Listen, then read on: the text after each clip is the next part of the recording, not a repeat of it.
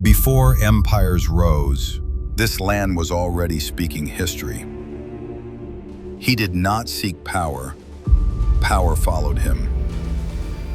This was not just a kingdom, it was a vision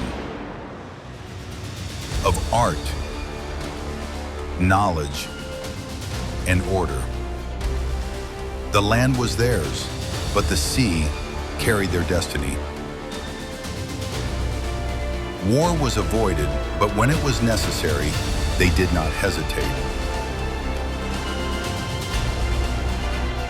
Power, honor,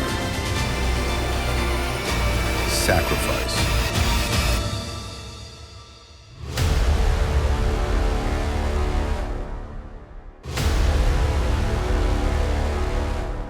Every victory had a cost. Chola, not a kingdom, a legacy.